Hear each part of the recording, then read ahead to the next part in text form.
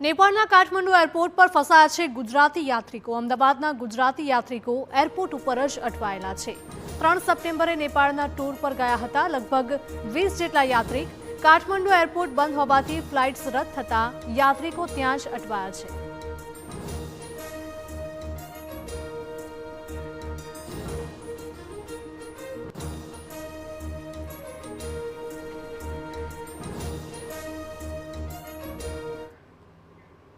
तो अमरा संवाददाता नरेन्द्र राठौड़ लाइव जोड़ाया है। जे यात्रिको काठमांडू गया है और त्या फसाया है तेमना ज परिवारजनों वच्चे ते उपस्थित है। नरेन्द्र, जणावशो के परिवार में केटली चिंता जोवा मळी रही है?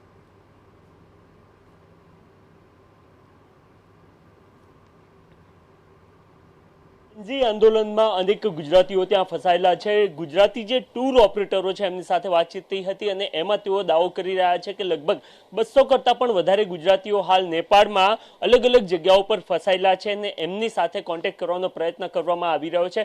परंतु अमदावाद सौथी गंभीर बाबत छे ए छे के अमदावादना 20 सीनियर सिटीजनोनुं एक ग्रुप जे 3 तारीखे 3 सप्टेम्बरना रोज त्यां पशुपतिनाथना दर्शन माटे गयुं हतुं ने त्यारबाद तेओ गईकाले 9મી तारीखना रोज परत आववाना हता ने 2 वाग्यानी एमनी फ्लाइट हती अने तेओ एरपोर्ट ज जई रह्या हता। ए समयगाळा दरमियान टोळाए एमने घेरी लीधो हता अने त्यारबादथी लईने अत्यार सुधी ए समग्र परिवार छे ए एरपोर्ट पर छे।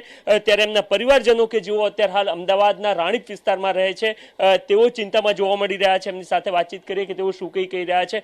मैडम, शुं कई स्थिति छे? कोण कोण अहींयाथी त्यां गया हता?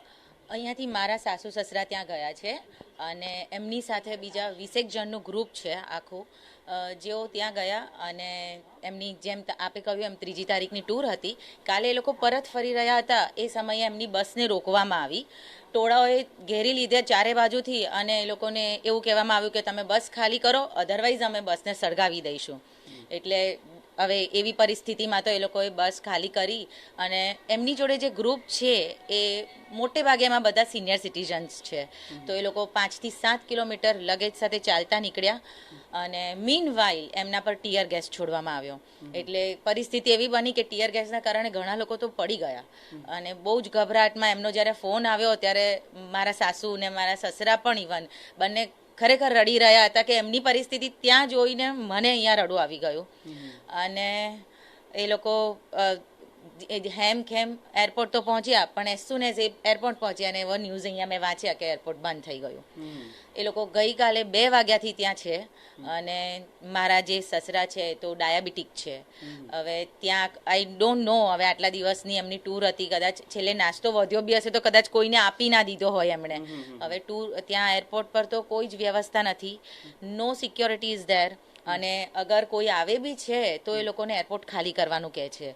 એટલે ખાવા પીવાનું પણ શું કર્યું અમને કંઈ જ ખબર નથી। વાતચીત થાય છે ખરી તે કોન્ટેક્ટમાં ખરા અને એ શું કહી રહ્યા છે તમારી વાતચીત? હા, વાતચીત થાય છે અને એ લોકો ખરેખર બહુ ગભરાયેલા જણાય છે, એમના અવાજ પરથી જ લાગે છે અને એમના વર્ડ્સ એવા છે કે અમે એક જગ્યાએ બેઠા છે અને હવે બસ જલ્દી અહીંયાથી બહાર નીકળીએ તો સારું। અને એમની સાથે જે બીજા છે એ લોકો પણ રડી રહ્યા છે અત્યારે હાલ। તો હમણાં જે લેટેસ્ટ વિડીયો આવ્યો એમાં બધા રડતા જ દેખાય છે એવું છે। અને આપને કેટલી ચિંતા થઈ રહી છે અહીંયા અને એ આટલા હજારો કિલોમીટર દૂર છે? ઓબ્વિયસલી હવે ફાધર એન્ડ મધર હોય એટલે ચિંતા તો ઘણી થાય પણ હવે અમે શું કરીએ? અમે સરકારને કહીશું કે પ્લીઝ જેમ બને એમ જલ્દી અહીંયા એ લોકોને લાવવા માટે રેસ્ક્યુ કરવાની કોઈ પહેલ કરે।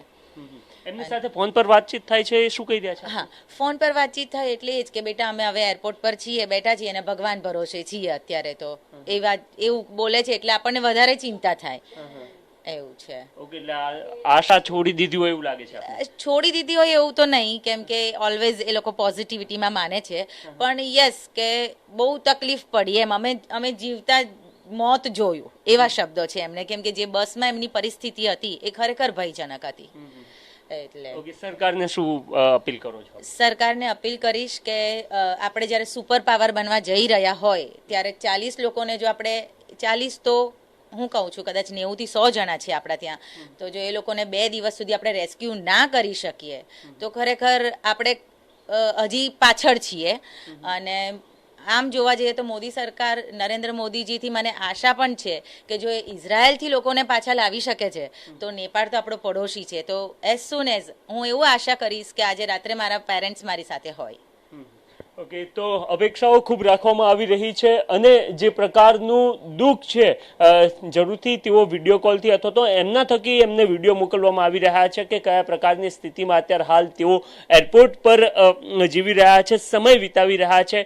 આશા અપેક્ષાઓ રાખવામાં આવી રહી છે કે સરકાર જલ્દીથી જલ્દી કંઈક એક એવી વ્યવસ્થા કરે કે આજ સાંજ સુધી અથવા તો આવતીકાલ સુધી એ પરિવારને તમામ સિનિયર સિટીઝન કે જેઓ અત્યારે હાલ એરપોર્ટ પર અટવાયેલા છે તેઓ ગુજરાત પરત ફરે.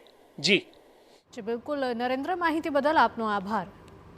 તો જેટલા પણ લોકો ત્યાં ફસાયા છે તેમના પરિવારજનોમાં એક ચિંતાનું મોજું ફરી વળ્યું હોય તે પ્રકારની સ્થિતિ જોવા મળી રહી છે અને પરિવારજનો ચિંતિત છે. તેમની એક જ માંગ છે કે તેમના જે પેરેન્ટ્સ ત્યાં ફસાયેલા છે એરપોર્ટ પર અને અન્ય જે પરિવારજનો છે તેમને ઝડપથી જ ભારતમાં લાવવામાં આવે અને સરકાર સમક્ષ પણ તેઓ આજીજી કરતા જોવા મળી રહ્યા છે અને સરકાર પાસેથી માંગ કરવામાં આવે છે કે ઝડપથી તમામનું રેસ્ક્યુ કરીને તેમને પરત તેમના ઘરે પહોંચાડવામાં આવે. તો નેપાળમાં અનેક અમદાવાદના પણ મુસાફરો અટવાયેલા છે. ફક્ત અમદાવાદ કે ગુજરાતના જ નહીં પરંતુ દેશભરમાંથી અનેક એવા મુસાફરો ત્યાં ગયા છે અને આ તમામ યાત્રિકો ત્યાં યાત્રા કરવા માટે ગયા હતા પરંતુ ત્યાં જ અત્યારે વણસેલી સ્થિતિ વચ્ચે તેઓ ફસાયેલા છે. એરપોર્ટ પર પણ તેમને કોઈ જ સુરક્ષા વ્યવસ્થા નથી મળી રહી. એરપોર્ટ ઉપર પણ તેમને બચીને રહેવું પડે તે પ્રકારની સ્થિતિ જોવા મળી રહી છે કારણ કે અહીંયા કોઈ જ પોલીસના જવાનો ઉપલબ્ધ નથી કે પછી સેનાના જવાનો પણ ત્યાં તૈનાત નથી અને તેના કારણે જ સતત તેમના ઉપર પણ ખતરો મંડરાતો હોય તેવો ભય તેમને સતત સતાવી રહ્યો છે. એટલામાં ઓછું હોય તેમ એરપોર્ટ ઉપર ખાવા પીવાની પણ કોઈ જ વ્યવસ્થા નથી. તેઓ બે દિવસથી ભૂખ્યા છે. ચા કોફીની પણ કોઈ જ વ્યવસ્થા ત્યાં નથી રાખવામાં આવી. તેને લઈને જ તેમની તબિયત હજુ પણ વધારે બગડી રહી છે તેવી તેઓએ વાત કરી છે. તો નેપાળમાં ભડકેલી હિંસામાં ગુજરાતી પરિવારો ફસાયેલા છે. અમદાવાદના વસ્ત્રાલના આકૃતિ સોસાયટીના 3 પરિવાર ત્યાં ફરવા માટે ગયા હતા. 37 જેટલા પ્રવાસીઓ સાથે આ ટૂર નેપાળ ખાતે ગઈ હતી. નેપાળમાં ઇન્ટરનેટ સેવા બંધ થતાં 2 દિવસ સુધી તે વાતચીત નહોતી કરવામાં આવી. પરિવાર સાથે વાતચીત નહોતી થઈ શકી. હાલ વિડીયો કોલના માધ્યમથી વાતચીત થતાં થોડી ચિંતા હળવી થઈ હોવાનું પરિવારજનોનું કહેવું છે. ત્યારે ફસાયેલા ગુજરાતીઓનું ગ્રુપ નેપાળના એક વૃદ્ધાશ્રમમાં રોકાયું છે. હાલ તમામ લોકો સુરક્ષિત છે. બપોર બાદ નેપાળ બોર્ડર પર તેઓ જશે. પરિવારજનો હેમખેમ પરત ફરે તેવી પરિવારજનો રાહ જોઈને બેઠા છે.